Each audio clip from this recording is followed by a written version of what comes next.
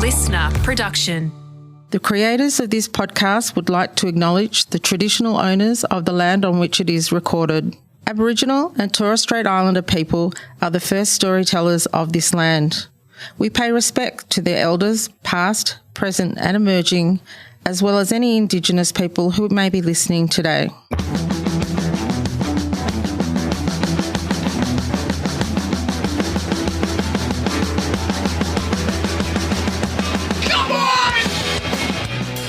Everyone relax. This is TOFOP. I'm Charlie Clausen. I'm Will Anderson. Hello and thank you for watching. And by the way, I should mention right up the top that we have a Patreon page, patreon.com/TOFOP, where you can find all the TOFOP bonus content. James Fosdyke is back doing Everyone Relax, which is his little comic strip that he bases off episodes of the podcast, and some of those have been super funny. You can find all that. Go to tofop.com or patreon.com/tofop, but also FOFOP bonus content. I'm doing a live philosophy. In fact, I will have done a live philosophy by the time you are hearing that. I'm going to post that live philosophy up on the Patreon page as well. So heaps ad of free. If you want to avoid the ads, incredible bonus you get content. it all in the Patreon. So you get bonus content and ad free podcast, all at patreon.com/tofop. Good. I like that. A big upfront sell.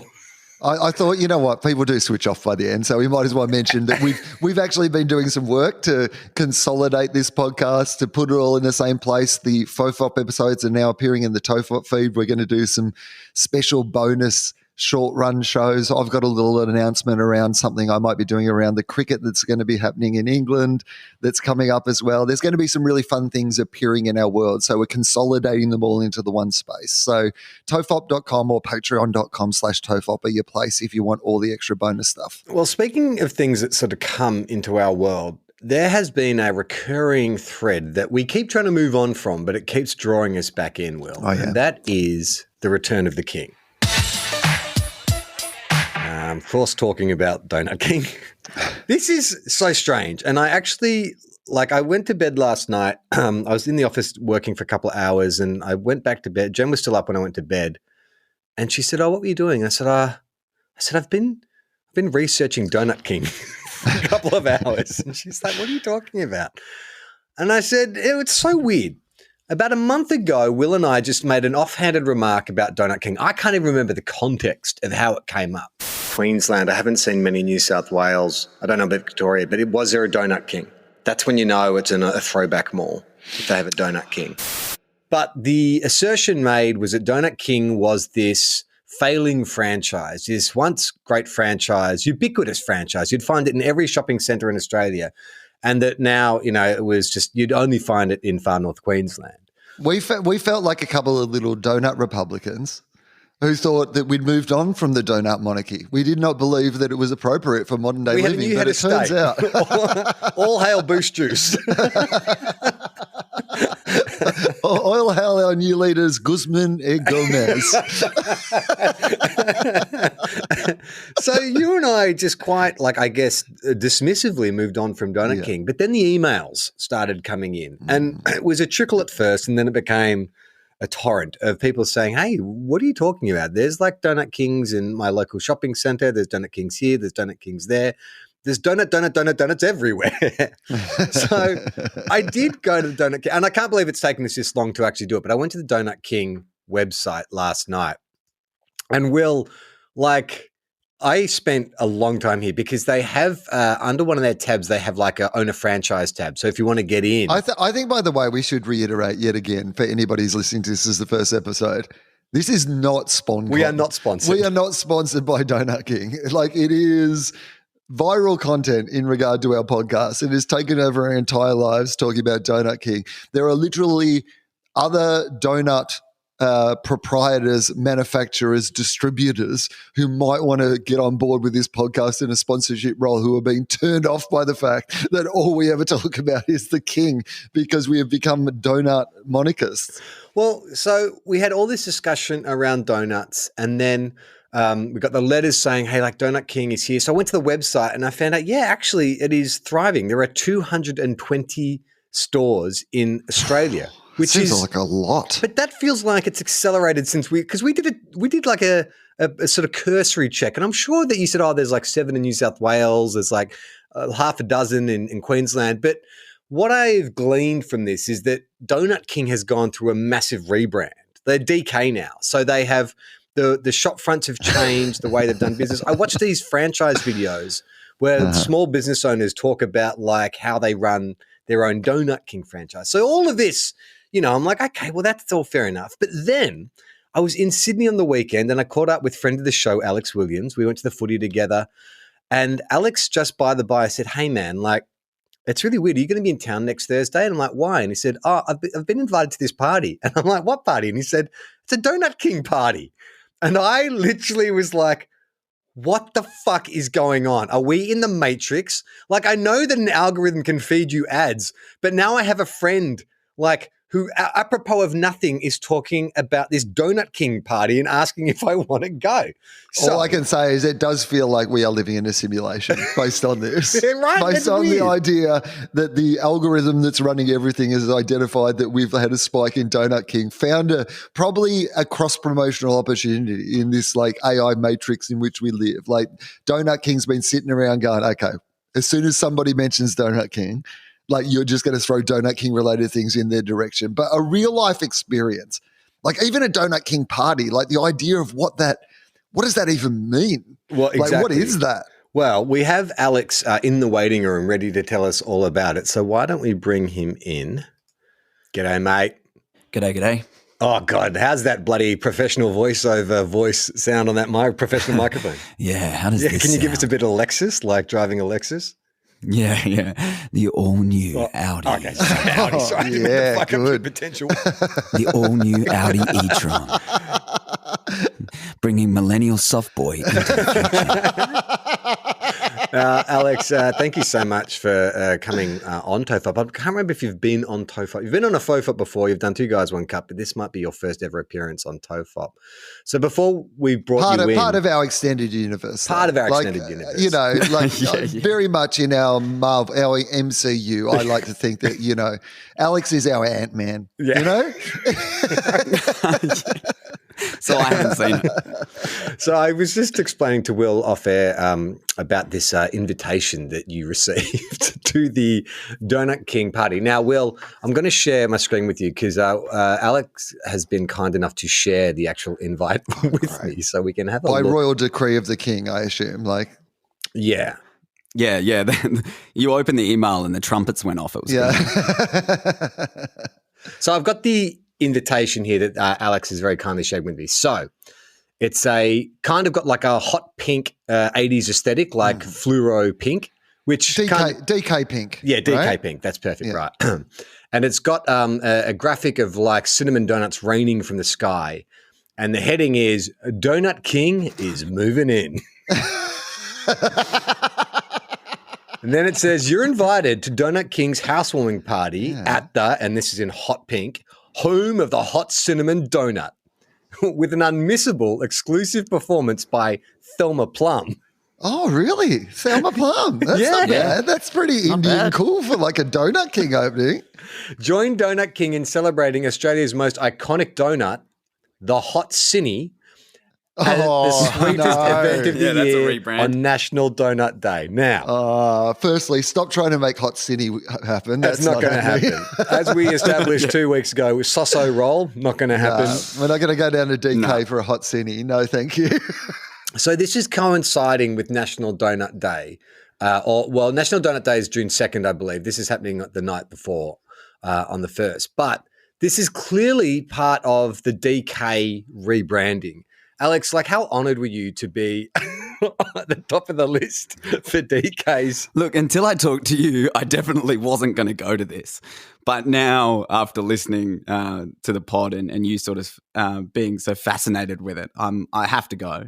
But it's also like I don't feel like I've been to a Donut King since living in Perth. Right. As in I haven't seen one in a while. Well, that's exactly but it. This is it's taking place in a very kind of trendy warehouse space in Alexandria.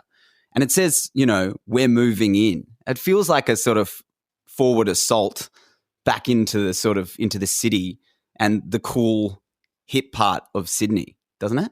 Have we gone through, is that's what happened? Have we gone through the age of like obviously, donuts with everything. It's been an escalation of like the donut wars, essentially. It's like somebody's put some sprinkles on one, somebody's gone, let's put some caramel drizzle on another one. And then eventually, the infrastructures come in. Suddenly you've got a donut that costs like $15 and it's got like half a bag of like assorted sweets and chocolates on top of it. And it's got a theme. Like an individual donut has its own name and it has its own theme.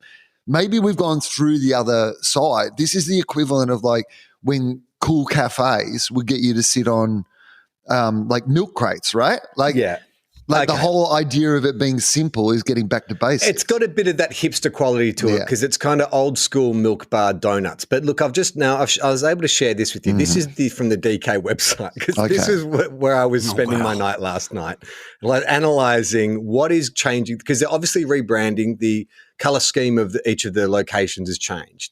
But okay, let's start with the top menu. So you got your cinnamon donut. Yeah, chocolate ice ring, caramel iced ring, the strawberry iced ring, pineapple iced ring, strawberry iced cake.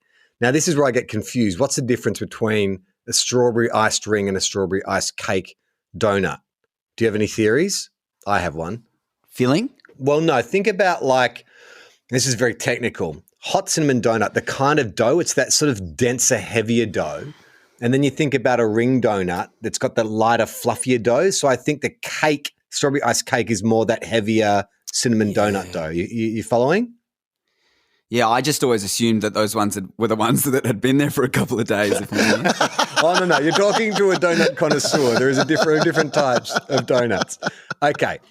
So we'll continue on down the list. Then they've got the pineapple iced cake donut, which is definitely different to the pineapple iced ring donut. Yeah. Then you've got the chocolate iced cake donut, the caramel iced cake, which is all good, old school 1970s Aussie milk bar, right? These are some standards for Donut King. Your Twinkle Star donut, your chocolate sweet talker, which is a mobile phone with Smarties for the buttons. You've got your strawberry dinosaur. Hang on. You've got to, if you go to this event, Alex, you've got to take a call on your chocolate sweet talker at some stage. At some stage you go, just excuse me, and then just pull up your chocolate sweet talker and take a call. Just touching the Smarties that are the buttons as they fall off. Sorry, just got to make a call to the king. There'll be influencers there taking selfies. Yeah. You've got to sidle up next to an influencer taking a selfie with your chocolate, your sweet talker chocolate donut phone.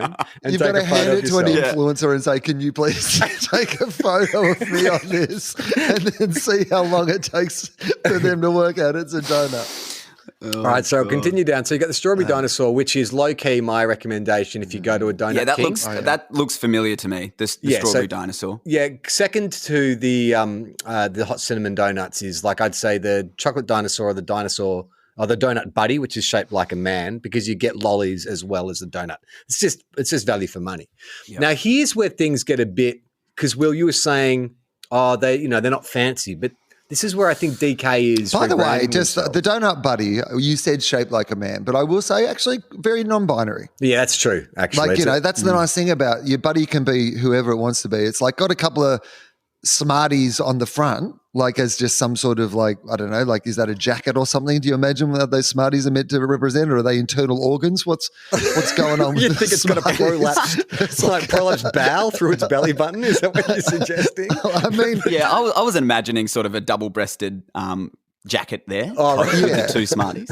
I think that's what it is. But if it was a man, you could have just put the two Smarties down like testicles to make it very clear. So I think the fact that they're in the middle of the body, non-binary. Donut King up late. Great. There could be chakras. Maybe it's more of an Eastern philosophy kind of thing. Yeah. Then you got the crocodile donut, which I've never seen in the wild before. Nah. That's sort of screaming like 80s children's cake cookbook to me. Totally. Yeah, totally. That's like a Woman's Weekly, birthday.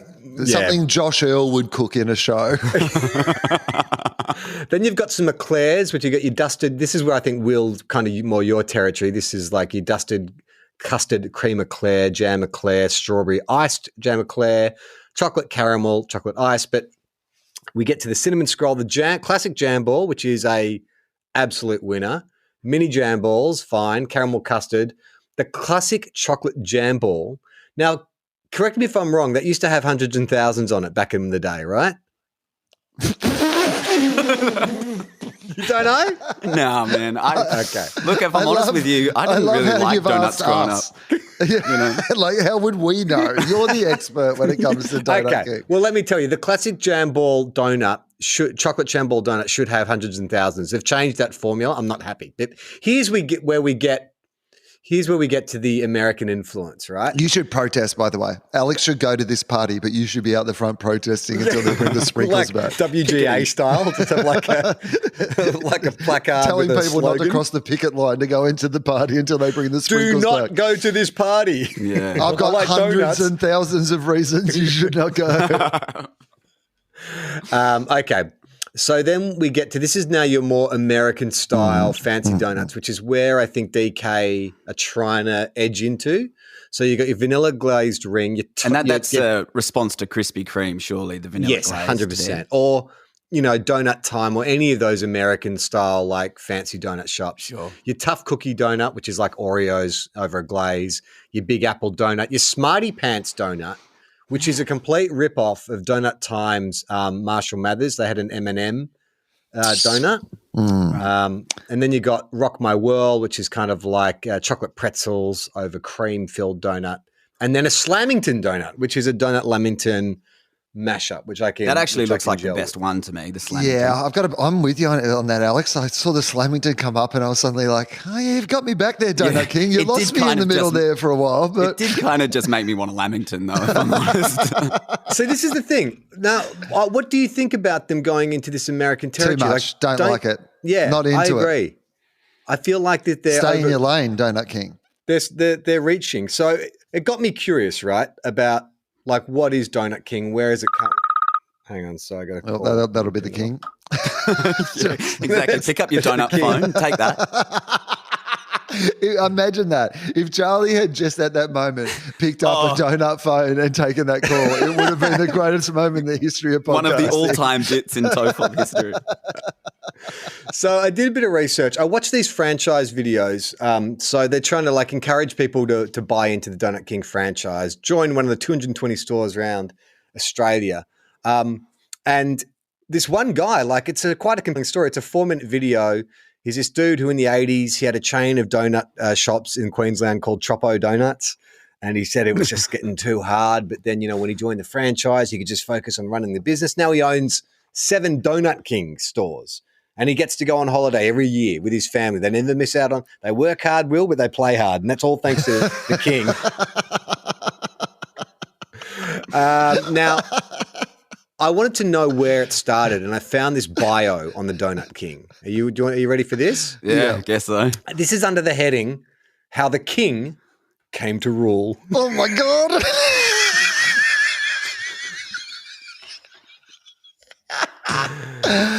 The first Donut King store opened in Sydney in 1981, which, okay. Now, I always thought of it as, I don't know why, but I thought it was a Queensland. It felt Queensland Donut King. I thought that's where it lived. I thought that's where the king had retreated to, but it was a Sydney. It started in Sydney. When you were young, you assumed the Queen in Queensland referred to the Donut Queen who was married to the Donut King. That's right.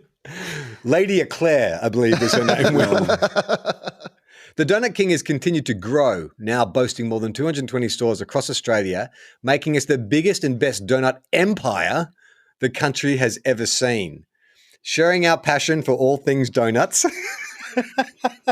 I don't know why I'm laughing. I am their target audience. But I like the idea that I've got all things donuts. Okay. I mean, I will say this though.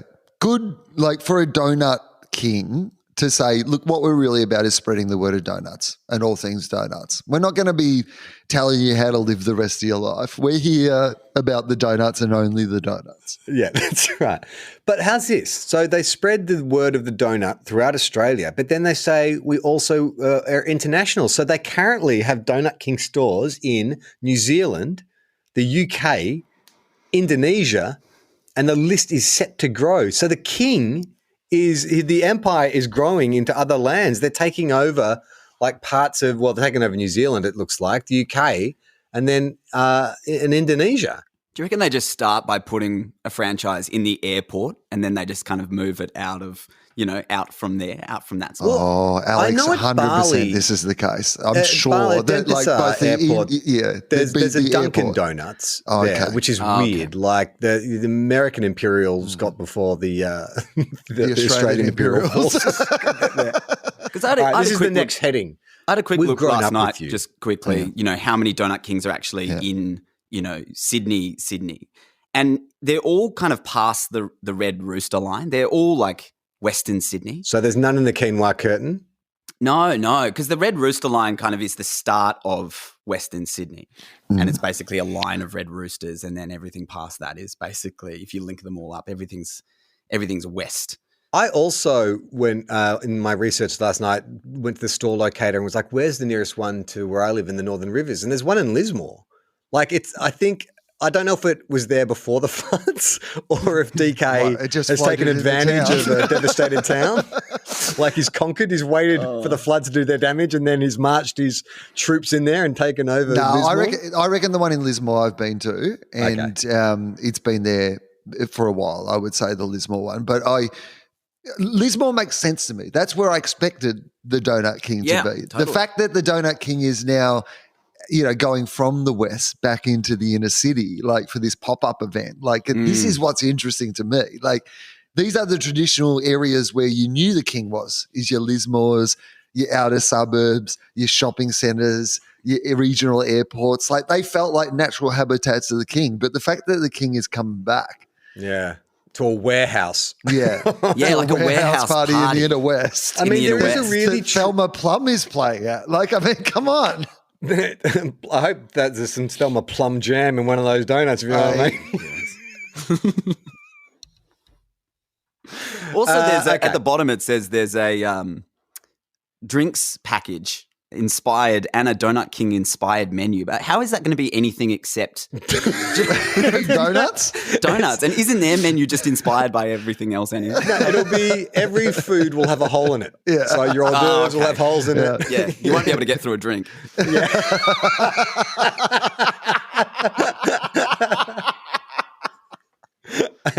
Okay, so this is on the DK website. They continue. We've grown up with you. For the average Australian, actually, Alex, I feel like you should read this with your amazing voiceover. Can you just go to donutking.com.au Sure. and click on the about? Because I think slow it down and just really like just nostalgic, old-timey Australia. We've grown up with you.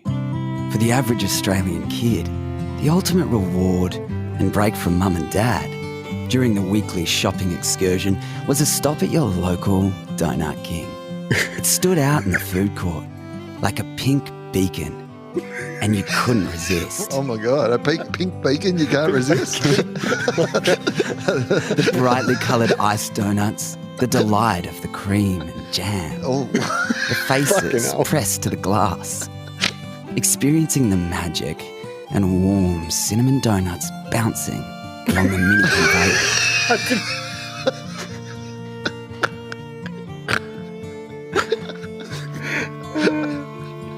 And landing in a delicious carousel of cinnamon and sugar. Jeez, went too far with that. I know, wait till the next line. Hot and ready to be eaten. Oh my God, I didn't realize it was quite as erotic until your dulcet tones hit it.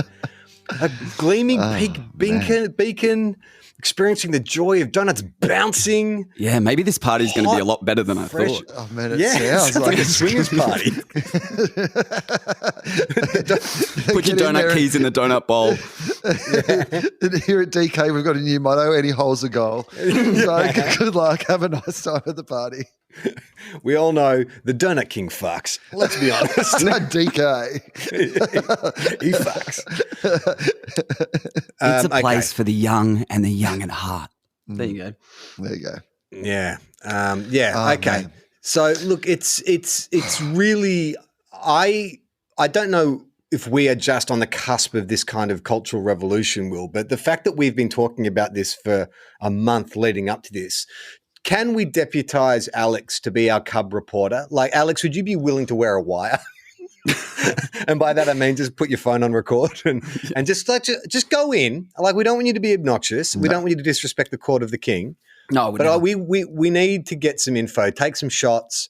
If just there's anyone something. worth We need talking more to, information. Just like a bit of small chit chat, like normal stuff. But like, gee, if you can just find anything out, like what's going on? Is this a cost of living response? Is there a chance that your fancy donut shops are just too expensive for people with inflation going through the roof and the cost of living going? Is this like Donut King's opportunity? What's going on? I want to know. Yeah, I'm going to get in there. I'm going to talk to some people. I'm going to try and talk to whoever's set up a party to get on the donuts. I'm also interested in the guest list because, who would a Donut King invite out there? And look, I get it. Like, I've just played Shane Warne and everyone else is getting invited to Fashion Week and they've invited me to the Donut King party, which I feel like, anyway. But I'll get in That's not there. about you, mate. That's about Shane. Yeah. You can't take well, that it is. on board. It's about me at the moment, I tell you. We've seen the photos.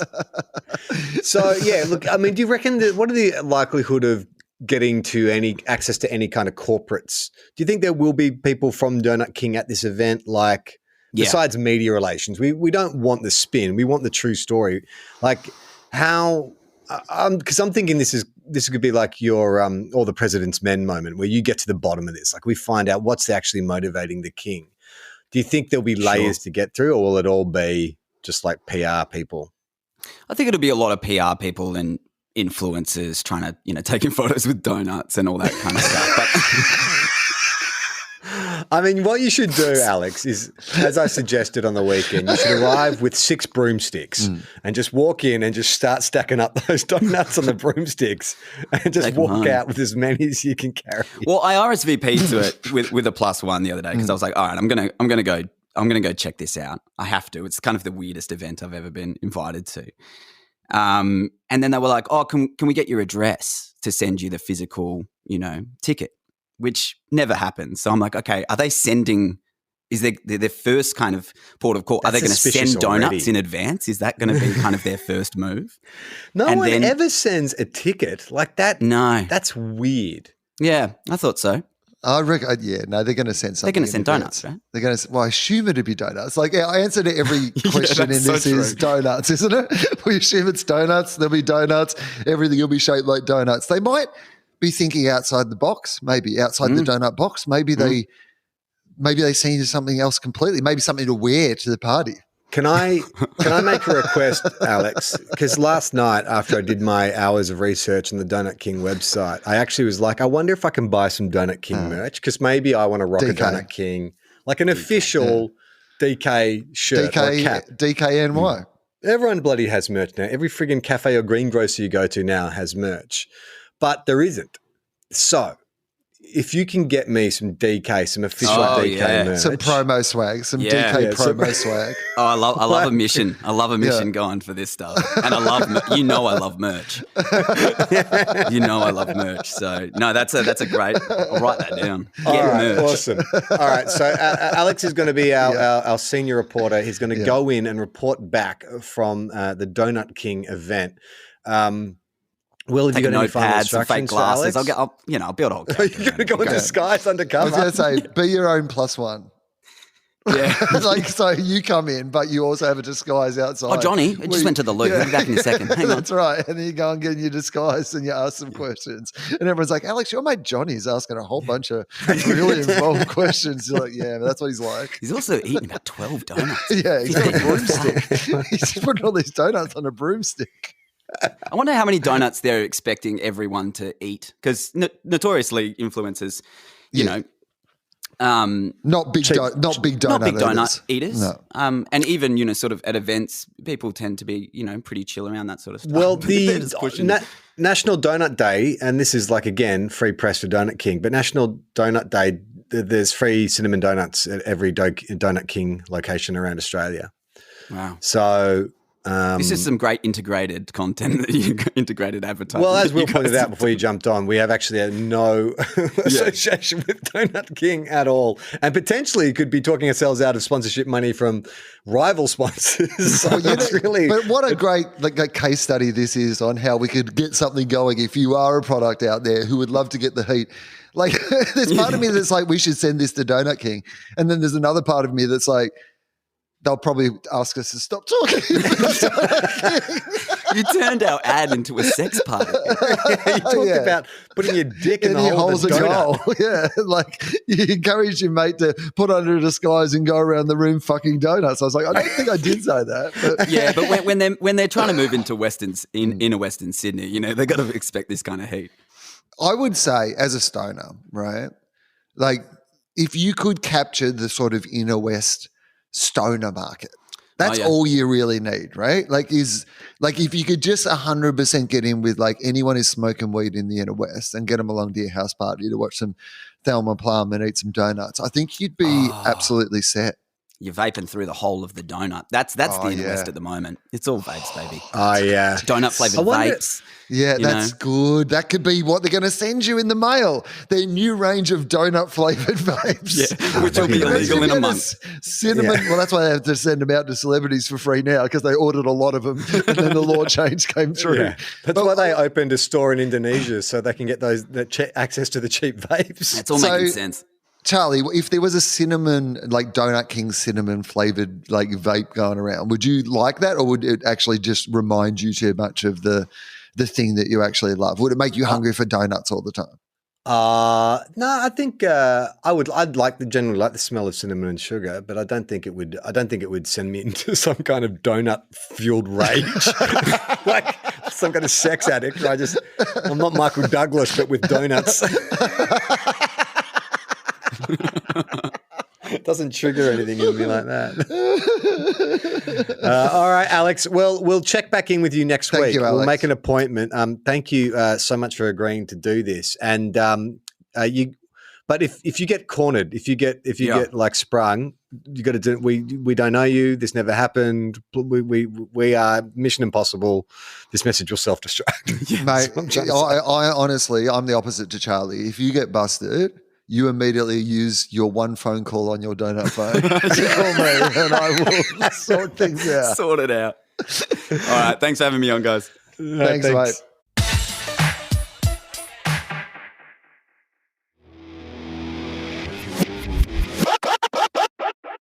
Well, that's exciting. We've never sent out done a TOFOP investigation, have we, before? This is good, by the way, for people, just like we were talking before about the fact that there are FOFOP episodes that are now in the TOFOP feed. But we do have a whole bunch of other podcasts, and we have a little universe of people who tend to pop up on TOFOP and FOFOP and Two Guys, One Cup, and Alex is definitely one of those people. So that's part of the appeal of exploring the broader TOFOP universe. That's right. But we've never had a roving reporter, have we? We've never done an investigation, have we? Like, we've looked up things on Wikipedia, but like in terms of like an ongoing, you know what? We've had opportunities. We should have done this with Levens and Five. When Levens was DJing for Five, that was a great chance. We could have preempted that, but we didn't. So this is a chance for us to do over while it's in the zeitgeist, Donut King, to just find out a little bit more about what's going on behind the moat. I mean, imagine if Alex found out really terrible things. He goes, "Oh, there was a lot of like illegal immigrants out the back working for free." It was horrible. Human trafficking, all kinds of horrible shit were going on. Kept trying to get me interested in right-wing propaganda. It was real. They tried to sell me crypto. I think it's pretty much a pyramid scheme. I couldn't find it. While you guys were talking, I did on the website, there's all these like links to click on and stuff. And there was one slogan that I think obviously had been worked up in a marketing meeting, but they'd abandoned. But it was, "Be you, be king." Be you, be king. Yeah. Oh. That's why I reckon it wasn't on the front page. I had to dig into the website to find it. He was my favorite blues artist. Be you, be king. Be you, be king. Well, we've got quite a full mailbag, so I thought we could just dedicate the rest of the episode to get into this. You wouldn't believe this, but we not only have doctors listening to this show, but we seem to have another winemaker listening to us. This is from someone who just bills themselves as S. The YouTube algorithm must have picked up on your last episode and the fun facts on drinking water. This video appeared straight after listening to you. It's of Adam Ruins Everything, which is Adam Conover, I believe. He does a whole video on hydration. Basically, it boils down to drink when you're thirsty, but sadly omitted any info on whether or not to drink lukewarm water. Okay, well, that's interesting. So that suggests the idea that you need to stay hydrated all day is probably a fallacy. You know, that thing of six glasses a day or 2 liters a day. You just need to drink when you're thirsty. Well, yeah, I think that makes sense. That makes a lot of sense, really, isn't it? Drink when you're thirsty, eat when you're hungry. Yeah, it does. S continues, for a side note, I'm also involved in the wine industry, and I would like to add that you guys have helped me get through the 23 vintage. Plenty of pump-overs have passed while listening to TOFOP, or Two Guys, One Cup. I can't even say the name of my own show, TOFOP. What do you think a pump-over is? Plenty of pump-overs. It sounds sexy, like the cinnamon donut. Like a carousel. What was the context again? Read me the sentence. You again. guys have helped me get through the 23 vintage. Plenty of pump-overs have passed while listening to TOFOP or Two Guys, One Cup. So just Google what a pump-over means. A pump-over is clearly, and Google it in relation to winemaking, because otherwise you're going to get a whole bunch of sites that you don't want to get popping up on the internet. But it's obviously part of the winemaking process. Pump-over wine fermentation. A pump-over, also known as remontage or remontage, the process of pumping red wine up from the bottom of the tank and splashing it over the top of the fermenting must. The purpose is to submerge the skin so that carbon dioxide is pushed to the surface and the must and is released. Okay, there we go. She keeps, we keep her thinking. So, well, hang on, maybe they, S, I don't know, he or she, they, keeps you, we keep they drinking. So we keep them thinking. So they keep you drinking is what I was trying to say. Fucking hell. I got there in the end. This is from Colin, a Canadian listener. Hey, you two. I just recently started listening to the show and I really enjoy it. I just wanted to say thanks to Will for suggesting Mrs. Davis on FOFOP. Hands down the best show I've seen all year. Now that's third person is written in about what is there a nun in this show? I thought I knew what it was, but I don't know I do. What is Miss Davis? Yeah, what do you think it is? I would love to know what, just based on what you've seen in passing. If you I haven't seen anything. I just saw. Is there a nun? That's all I know. Is that's there a nun? all you know. That's literally all you know. Do you know who's involved in the show? No. So it was created by, I want to say Tara Hernandez, but that might not be right. I'll just hang on. I'm going to look it up so that I get it right. And Damon Lindelof. Oh yeah, and you love Damien Lindelof. So Tara Hernandez. Oh, there you go. Good. And it is, I don't want to give like away too much about this show, because part of the appeal of the show is just seeing it unfold. And it's one of those shows where constantly what you think is happening might not actually be happening. And the show is telling you that that is happening all the time. And you just have to look for those clues. But the premise is that we're living in this slightly modern world to the world in which we live, where a super powerful AI has essentially taken the role of where religions used to be. It's made everyone slightly better. Like, everyone's like, the world is slightly better. War and famine, all those things are meant to have been solved. And everybody communicates with this AI algorithm through like just an earpiece, a headset, and mostly doesn't interfere in our lives, but just kind of guides, people in places in different directions to make the world slightly better. So the parallel obviously being, the role that religion used to play in people's lives. This sounds like exactly my cup of tea, this show. And then there is this nun. And there is a nun. Yes. Oh, good. So it's very much about this nun who does not want to talk to the AI, but she actually, obviously is exploring her own religious journey.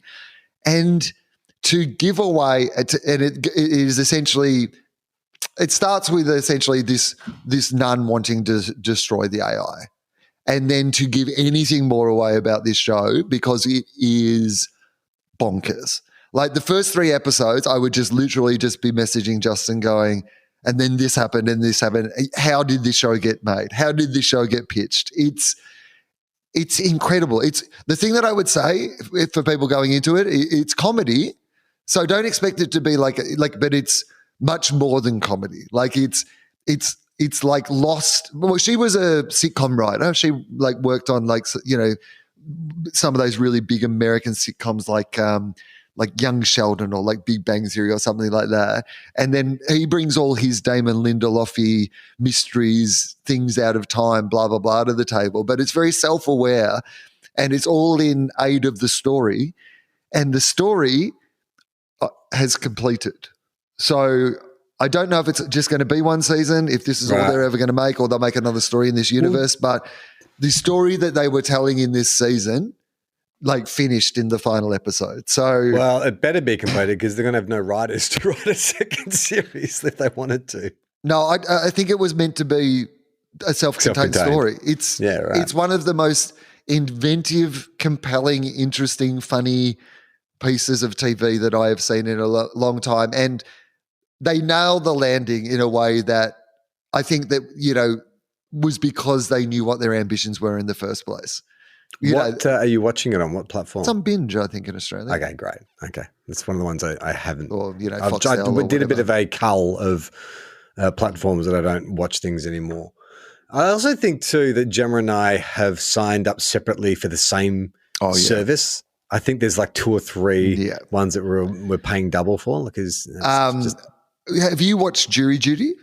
No, we talked about it last week. I've got to watch that. I haven't watched anything. I haven't had time, but I want to get into some shows. So Jury Duty and Mrs. Davis. I've watched all of Jury Duty now, and based on last week's conversation, it is definitely something that I'll enjoy talking to you about when you've watched it. Okay. Yeah. What's that on? Is it on Amazon Prime. Okay. Yes, got that too. Brilliant. Colin says, I also want to say it's cool how consistent you are with using the right pronouns for people. Well, fuck, After I fucked that up in the previous one earlier. Not only that, I think I misgendered a donut earlier in the show as well. I mean, that's the problem with the Donut King, I will say, that it is still very patriarchal. You know what I mean? Yeah. Like, is it time for there to be a Donut King and Queen? Or the idea that the title... The Donut Republic. Yeah. I mean, should we break from the monarchy altogether? Like, he's just a figurehead, Will. Let's be honest. The Donut King he's not there making the hot cinnies. Yeah, I mean, it's not an elected position though, is it, the Donut King? He rules over all donuts. Thinks he's the king of donuts, but is he really? Brings in a lot through tourism. You can't discount that though. I've heard rumors from you that you started the podcast in a very different genre. So it's cool that you seem so compassionate and stand in solidarity with trans folk. I don't think we were ever transphobic, or I don't think this show's ever really we were never edgy, bigoted. No. I think we were just careless and a bit sloppy with language. Firstly, language has changed really quickly. And so we've been doing the podcast for a long time. So that, like, I think part of it is that, you know, we've learned about that language and how to use it. And look, there's still plenty of areas around my language where I get things wrong constantly, particularly around like ableist terms. And like, there certainly would have been a period of time where understanding what the correct or not correct terms around like, gender were, like the preferred terms. Like, you know, I remember on Gruen making a joke one day around identity, which I thought like was absolutely coming from the right place, and then having a whole bunch of sort of trans people say, you know, that didn't kind of feel right, you know, the way you said that, and then explain to me that in the context of people using it to diminish, like, oh, why don't I identify as a piece of toast, that joke had, even though that wasn't really the joke I was making, that it was, you know, so sometimes you don't understand, like you can be doing something from a pure place but not understand the broader context. Like, I think we've got to be really careful about judging people by today's standards retrospectively, time traveling to, you know, say, hey, you said this wrong thing back here. How dare you, Will? That's hate speech. How dare you? How dare you? You're cancelled. That's the problem. But I do think that, like, once you know, I think that's always a good standard to start when you're judging people is once you know what the correct way to say something is, if you then choose not to use the correct way or not to do your best to use the correct way, then then of course you can be judged for that, right?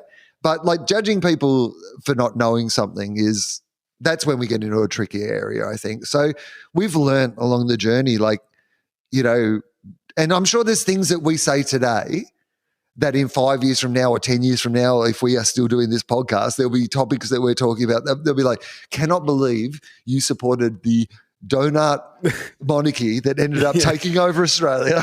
We now live cheerleaded the imperial force. We were it, and they now run Australia like absolute fucking tyrants. Everyone's in slavery in the donut mines, making donuts Except every for day. us, we'd be the Donut King's jesters. We just come out and make him laugh. We're in his good books, and that's the main thing. I think also too, like, you know, the history of this podcast, one of the good things about a long form conversation is that I think where people get angry is because we live in this social media like echo chamber, and things are boiled down to a tweet or a quote or but then, you know, when you hear someone explain their reasoning, even if their reasoning or how they got somewhere is wrong, when you hear someone explain why they think a certain way, you get more empathy for them. You understand, oh, that's how they ended up there. And I think that, because like you, I feel like I get it wrong all the time, and I get incredibly like embarrassed and self-conscious, and I don't want to offend anyone or say the wrong thing, but I feel like my ignorance is at least on show. Like people can trace back everything I've said to that point. And I think I would, despite the jokes I've made on this show, or maybe the kind of like the way things have changed over time, I would stand by anything that we've said on this show, because I think it's coming from a good place. You just have to be willing to listen to hours of me fumbling around and trying to grapple with things that I don't quite understand yet. Well, that's why sometimes we, you know, tell people to listen to the new episodes and go backwards and stop when you feel uncomfortable, is because if you listen to the new episodes, you know the people we've become. We're not the same people as we were, you know, 10, 12, 13 years ago. And of course, when we started doing this show as well, the whole idea of podcasting, the genre that we were going into, we were just aping other podcasts that were available. And most of them were in that pirate radio, late night, you know, dirty talk.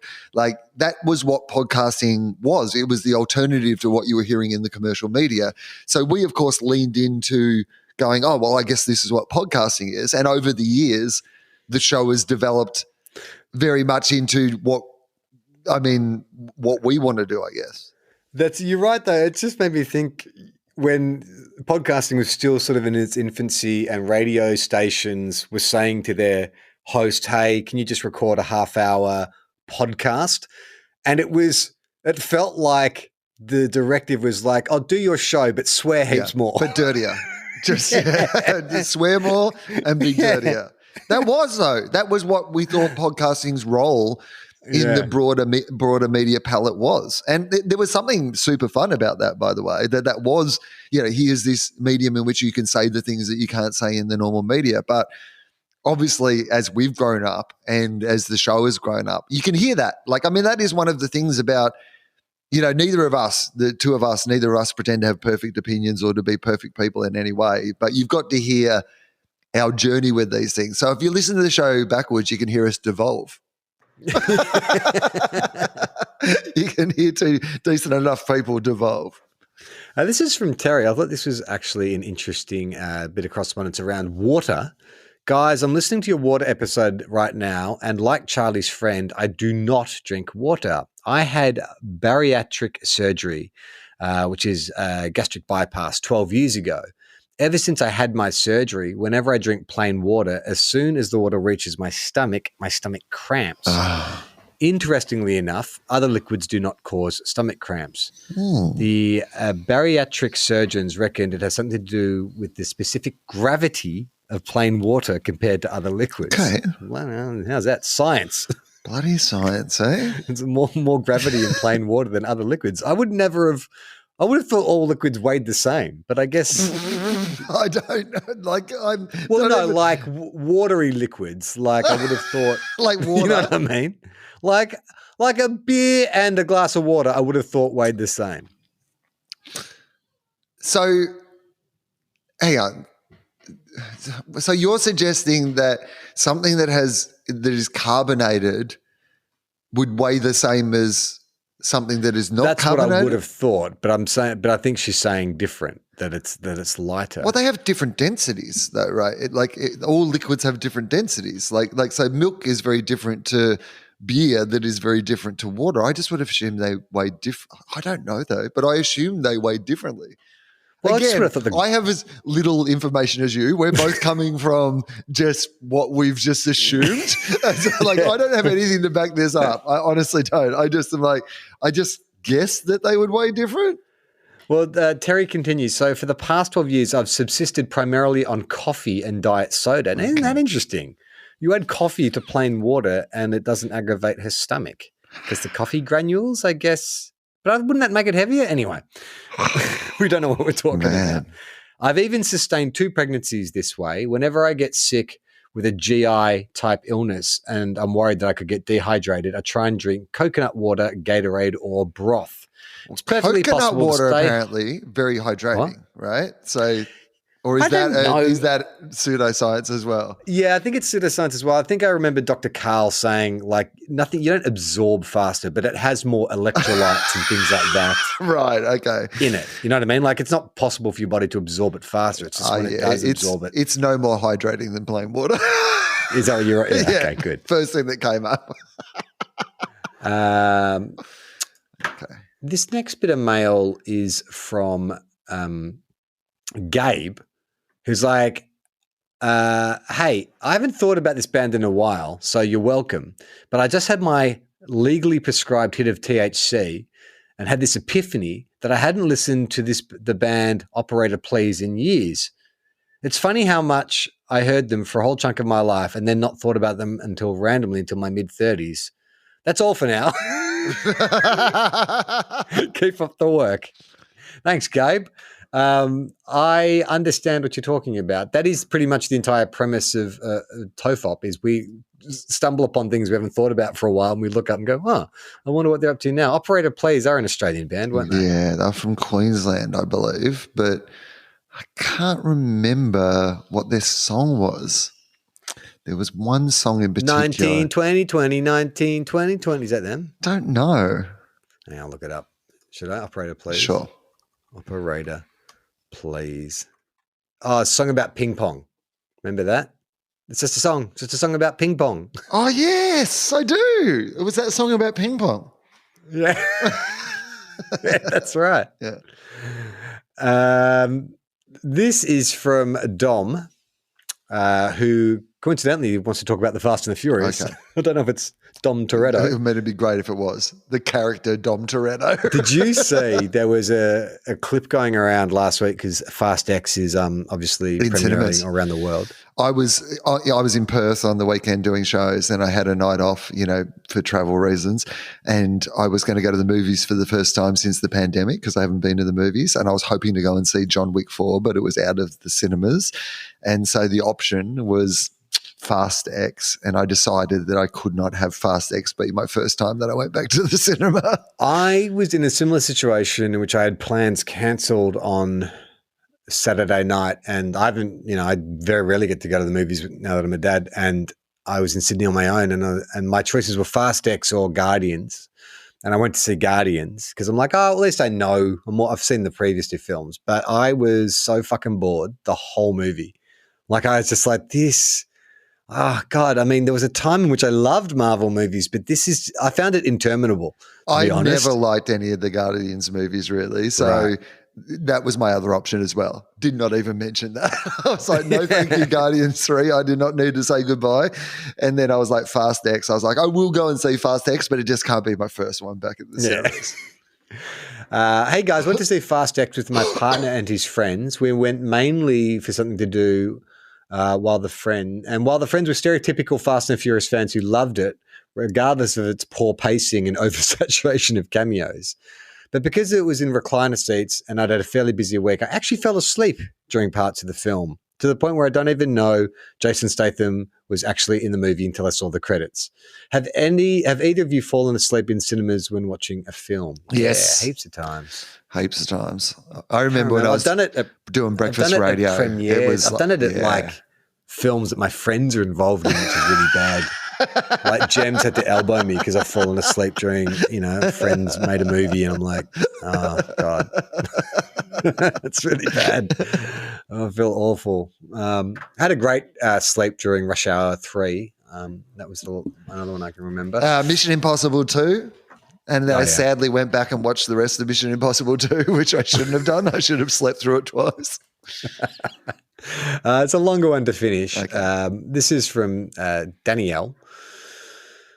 Hi, Will and Charlie. I listened to you guys from the beginning. I've never felt so close to you as when I listened to Sammy P and Will talk about being stuck in a lift, and I had to share my own highly embarrassing story. Do you want to just give people a quick recap of Sammy P's story? Sammy P got stuck in a lift. Okay, great. Okay. He's okay. So anyway. He's out of the lift now. We did a FOFOP together about it. But he is, he was stuck in a lift with another guy.